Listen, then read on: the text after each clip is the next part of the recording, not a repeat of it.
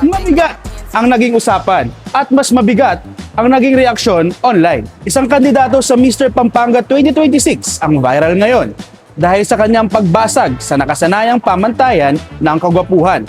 Ang pambato kasi ng Angeles, Pampanga, rumampa at buong kumpiyansang ipinakita ang totoo niyang pangangatawan sa kabila ng mga nakasanayang balingkinitan at mga six-pack abs.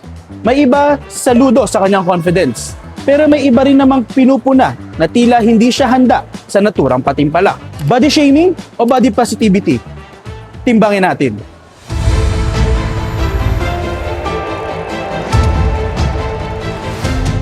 Siya si RJ Perkins, 21 anyos. Dati raw siyang artista at muntik pang mapasama sa isang P-pop group.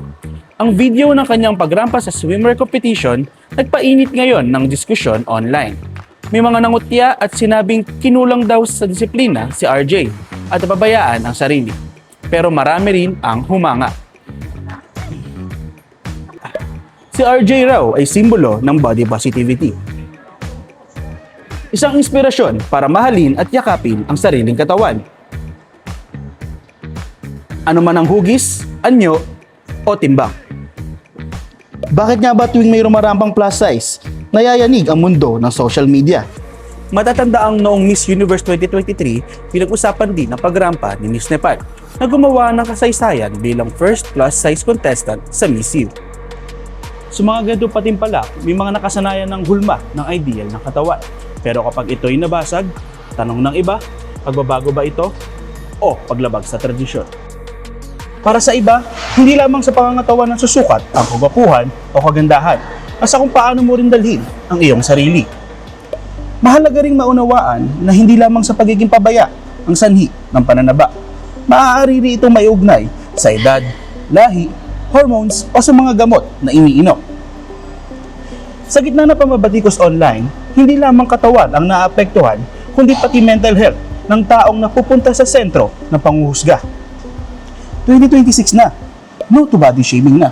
Pero sa usapin ng body positivity, may isang mahalagang paalala na pagmamahal sa sarili ay hindi lamang tungkol sa pagtanggap. Kasama na rito ay ang pag-aalaga sa kalusugan.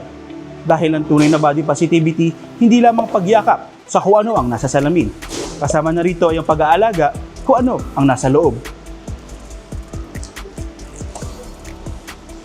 Lalo pat patuloy ang pagtaas ng kaso ng obesity dito sa Pilipinas. Isa itong issue ng pangkalusugan na naiuugnay sa iba't ibang sakit tulad ng sakit sa puso, diabetes at sa ilang kaso, kahit cancer. Sa huli, ang tanong, ano nga ba ang sinusukat ng isang patimpalak? Ang itsura, ang kumpiyansa at performance ng tablad. Unti-unti na nga nagbabago ang definisyon ng kagandahan mula sa isang pamantayan patungo sa mas malawak na pagtanggap. Pero sa pagbabagong ito, kasama ang responsibilidad sa ating sarili at kalusugan.